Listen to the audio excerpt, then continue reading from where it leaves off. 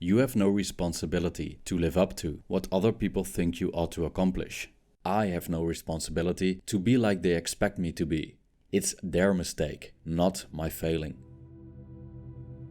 It's generally a good idea to care about other people's opinions to some degree, as they could contain some worthwhile insight. But focusing on them too much, to the point that we spend hours and hours dwelling on what people might think, can leave us in agony. It's not only potentially harmful, but also unnecessary. This video explains why, based on several concepts from psychology and philosophy.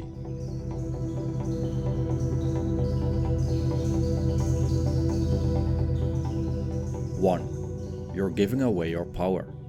The moment we let our joy depend on the validation by other people, we give away the power over our emotional states. With this attitude, it feels exhilarating when people fancy us. But when they don't, we become sad and angry. Especially now, in the age of social media, many have made other people's approval their focal point in life. Positive attention, then, becomes a requirement for happiness, which entirely depends on the whims of those we try to impress. It can even become an addiction. Many of the people that we try to impress, we don't even know. Moreover, many of them have ever-changing opinions, often without substance, or are downright ignorant. So why would we waste our time trying to make them like us? Chances are we don't even like them. Stoic philosopher Seneca said about this, and I quote, "How mad is he who leaves the lecture room in a happy frame of mind, simply because of applause from the ignorant? Why do you take pleasure in being praised by men whom you yourself cannot praise?" 2. It's beyond your control. The problem with worrying is that our minds try to control the uncontrollable.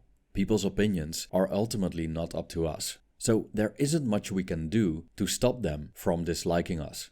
Now, this doesn't mean that we cannot influence what other people think. As a variation to the dichotomy of control, a concept from Stoicism, Professor of Philosophy William B. Irwin proposed the trichotomy of control. The dichotomy of control, as presented by Epictetus, makes a distinction between the things that are within our control and the things that aren't. The trichotomy of control, however, offers three categories: things over which we have complete control, things over which we have no control at all, and things over which we have some but not complete control. Opinions of other people fall into the second and third categories.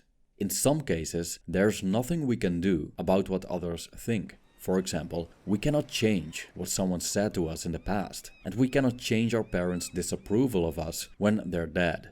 But we can influence people in the present by our words and actions. But even though our behavior could be incredibly influential, the results are still not up to us. Therefore, worrying about what's happening in the brains of others is futile, and we're better off focusing on our own actions. 3. It's a reflection of them, not you. Often, how people react to us directly reflects themselves and how they feel. When we incur hostility, indifference, or sadness as a response to our actions, or even to our very presence, it may not always be personal. Moreover, these people could be expressing parts of their unconscious without realizing it. Swiss psychiatrist Carl Jung called this phenomenon projection. Jung believed that people tend to repress unwanted aspects of themselves into the unconscious parts of the mind, which form what he called the shadow. A consequence is that we unconsciously recognize in others what we recognize in ourselves. As we dislike in others what we dislike in ourselves, an adverse emotional reaction follows. Psychology Today describes projection as follows, and I quote, "Unconscious discomfort can lead people to attribute unacceptable feelings or impulses to someone else to avoid confronting them. Projection allows the difficult trait to be addressed without the individual fully recognizing it in themselves." End quote. Jung stated that projections change the world into a replica of one's unknown face. We all see the world through a unique lens, and the unconscious plays a significant role in how we relate to our environment. Knowing this, we can put the opinions of other people into perspective. 4. You're not the center of the universe. When we try to imagine the vastness of the universe, we begin to understand the insignificance of ourselves. We may experience ourselves as the center of it all because we see it exclusively through our eyes. But most would agree that we are not. But of course, we never know. Solipsism is the idea that only one's mind is sure to exist, as we cannot prove that the external world, including the minds of others, is real. To this day, one cannot experience the existence of other minds than one's own. If your mind is indeed the only mind in existence, other people's opinions are nothing but illusions, thus nothing to make a fuss about, as they aren't real. But even though solipsism could be the reality, there seems to be a consensus that other minds do exist. If the latter is the case, then other people's opinions are indeed real. But if all people have minds comparable to our own and are as immersed in their troubles as we are in our own, then they're probably not thinking about us as much as we would believe. Moreover, most people are so busy concerning themselves with what others think of them that they don't have time to take a good look at the very people they try to impress. In the grand scheme of things, opinions are incredibly brief and erratic, and our mistakes are quickly forgotten, along with all the times we have impressed someone. As Marcus Aurelius stated, so many who were remembered already forgotten, and those who remembered them long gone. 5. It destroys authenticity. Care too much about what others think, and you'll turn into a sheep anxiously following the rest of the flock. If you do as other people want you to do, you'll be living according to their expectations and ideals. German philosopher Friedrich Nietzsche despised the herd mentality that many people carry. He makes a distinction between the Herren- und Sklavenmoral, meaning the master and slave morality. Those at the top are the strong-willed, who create values and rules. The many at the bottom, the herd, follow, but oppose their oppressors at the same time. But instead of rising to the top, those with a slave morality want others to be at their level, namely among the other obedient, mediocre, and uniform members of the herd. Once part of the mass, they expect you to be just like them. If you stand out, the herd sees you as evil. If you act in conflict with conventions, you may even be considered dangerous, as people usually fear what's strange and unknown. Within the pack, conformity is a virtue and authenticity is a threat. Nietzsche urges his readers to be neither a master nor a slave, but transcend this system altogether and become an authentic, self-actualized person.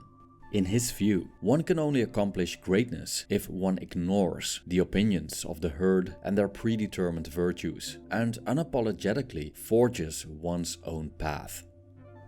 6. Life is too short.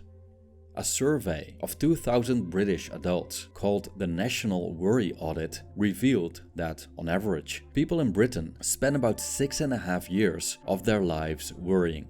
Many of these worries concern, directly or indirectly, the opinions of other people. An example: on a daily basis, 28% of the Brits worry about their appearance, 21% worry about what to wear, and 17% about body odor. The average life expectancy of the British is currently 81 years old, which means that they spend 8% of their lives worrying. If they would simply stop worrying about other people, then they would have about 2 additional years to enjoy life or to do something useful. But still, even though 81 years seems quite long, it's a fraction of time compared to humanity as a whole, let alone planet Earth. Moreover, many die young, as human life is fragile and can be taken away in the blink of an eye. What a waste of energy to spend this short and vulnerable existence wondering what other people think. So the fickleness and shortness of life can be a potent reminder to eliminate this destructive habit. As Seneca wrote, "You live as if you were destined to live forever. No thought of your frailty ever enters your head, of how much time has already gone, by you take no heed. You squander time as if you drew from a full and abundant supply, though all the while which you bestow on some person or thing is perhaps your last. You have all the fears of mortals and all the desires of immortals. 7. You know yourself best. Even though other people can give you valuable outside perspectives concerning your behavior, the person most knowledgeable about you is you. No matter how close we get to each other, our minds remain a private space and often don't fully resemble what we show the world. Carl Jung's model of the psyche differentiates several parts: the persona, the ego, the self, the shadow, and the animus or anima. Of these aspects, the persona is what we show the world, which is just a thin layer of the self, or, as Jung put it, a kind of mask designed on the one hand to make a definite impression upon others, and on the other to conceal the true nature of the individual. End quote. Some people can be pretty intuitive and see through the cracks of our masks. Moreover, they can notice behaviors about us that we aren't even aware of. But they can never be sure about our true motives, secrets, and hidden personality traits, because these are reserved for ourselves only. So people's thoughts about us, based on what they perceive, often don't align with reality. Therefore, the feedback we get from others can be helpful, but the truth ultimately hides within ourselves. Deep inside, we know what we want, and the more we stay true to that, the more authentic we become, and the less we conform to what other people want us to be. Thank you for watching.